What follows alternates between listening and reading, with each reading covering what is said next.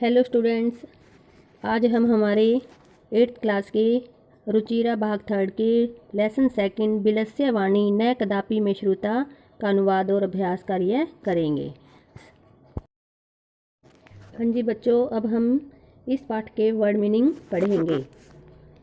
कस्मिन चित, कस्मिन प्लस चित, इसका अर्थ है किसी वन में। शुद्धार्थ है शुद्धा प्लस आर्त है भूख से व्याकुल। अंतरे, इसका मीनिंग है बीच में। निगूढ़ो भूतवा, छिपकर। सिंह पद पदती, शेर के पैरों के चिन्ह या निशान। रवह का मतलब होता है शब्द या आवाज़। यावत तावत, जब तक या तब तक। समय है शर्त। बाह्यतः का मतलब होता है बाहर से। यदि तरही, अगर। तरही तो। तच्छ्रुत्वा, तत् प्लस श्रुत्वा, इसका मतलब होता है वह सुनकर। भयस्त्रस्त मनसाम, डरे हुए मन वालों का। हस्तपाद आदि कहा, हाथ पैर आदि से संबंधित। वेपतु का मीनिंग क्या होता है कंपन। भोज्यम, भोजन योग्य। सहसा, एकाएक।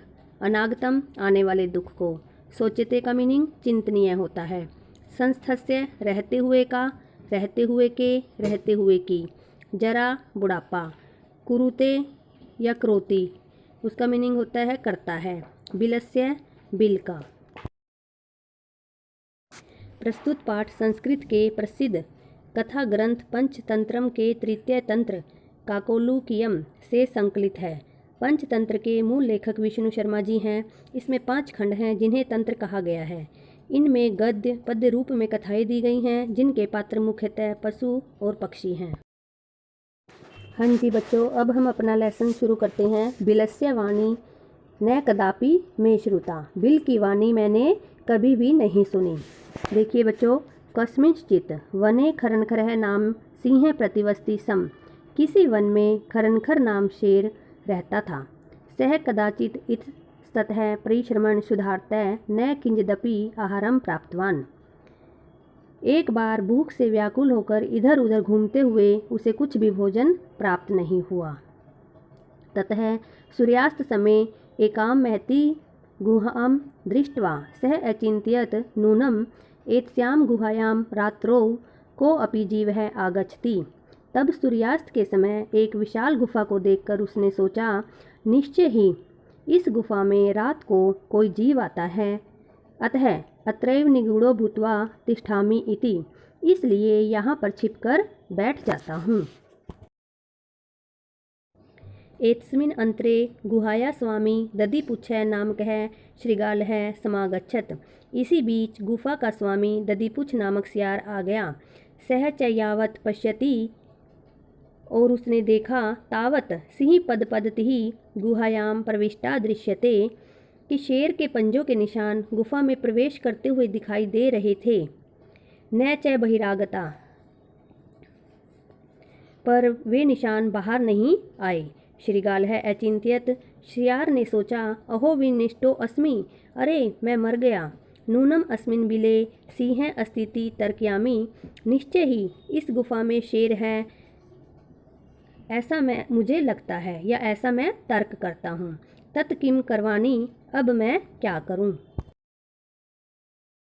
एवं विचिन्त्य दूरस्थः रवम कर्तुर मारब्धः भो बिल, ऐसा सोचकर सियार ने दूर से ही आवाज़ लगानी शुरू कर दी, अरे गुफा। भो बिल किम न स्मरसि, अरे गुफा क्या तुम्हें याद नहीं है। यन्मया तव्या सह समय कृतोऽस्ति, यत् यदाहं बाह्यतः प्रत्यागमिष्यामि तदा त्वं माम आकर्ष्यसि। क्या तुम्हें याद नहीं है कि मैंने तुम्हारे साथ समझौता किया था कि जब से बाहर से लौटकर मैं आऊँगा तब तुम मुझे पुकारोगी।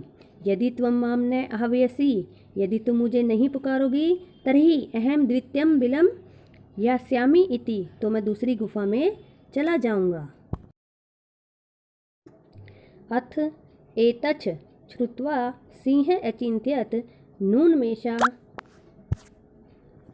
गुहा स्वामिनः सदा समावरणं करोति। तब यह सुनकर शेर ने सोचा, नूनमेषा, निश्चय ही यह गुफा अपने स्वामी को सदा आह्वान करती है अर्थात बुलाती है, परंतु मदभ्यात न किंचिदपि वदति, परंतु आज मेरे डर से कुछ नहीं बोल रही है। अथवा साध्वीद्वम उच्यते, इसलिए यह उचित ही कहा जाता है। भ्यस त्रस्त मनसाम हस्तपादादिकः क्रियाः प्रवर्तन्ते न वाणी च वेप्तुश्चाधिको भवेत्। जिसके मन में डर समा गया हो उसके हाथ पैर काम नहीं करते, अर्थात जब हमारे दिल में डर हो, हमारे मन में डर हो तो हमारे हाथ पैर काम करना बंद कर देते हैं, ना ही आवाज़ निकलती है तथा कंपन भी बहुत अधिक होता है। तद अहम अस्य आह्वानं करोमि, तो मैं इसको बुलाता हूँ। एवं सह बिले प्रविश्य में भोज्यम भविष्यति, इस प्रकार वह गुफा में घुसकर मेरा भोजन बन जाएगा। इत्थम विचार्य सिंह सहसा श्रृगालस्य आह्वान अकरोत्, ऐसा सोचकर शेर ने अचानक सियार का आह्वान किया। सिंहस्य उच्च गर्जन प्रतिध्वनिना सा गुहा उच्चै श्रृगालम आह्वयत्, शेर की ऊंची प्रतिध्वनि होने से उस गुफा से जोर से पुकारने की आवाज़ें आने लगी। अनेन अन्य अपि पशवः भयभीता अभवन्, इससे दूसरे जानवर भी भयभीत हो गए अर्थात बहुत डर गए। श्रृगालो अपि ततः दूरम प्लायमान है इमं पठत, सियार ने भी वहाँ से दूर भागते हुए यह श्लोक कहा अर्थात यह पढ़ा। क्या कहा? अनागतम यह कुरुते स शोभते, जो विपत्ति के समय सोच समझकर कार्य करता है। स शोच्यते यो न करोत्यनागतम, वने अतर संस्थस्य समागता जरा बिलस्य वाणी न कदापि में श्रुता। जो विपत्ति के समय सोच समझकर कार्य करता है वही सुशोभित होता है, और जो बिना सोचे समझे कार्य करता है उसे दुख प्राप्त होता है। यहाँ वने अत्र संस्थस्य, यहाँ वन में रहते हुए, समागता जरा मैं बूढ़ा हो गया, किंतु मैंने कभी बिलस्य वाणी न कदापि में श्रुता, मैंने कभी गुफा की आवाज़ नहीं सुनी।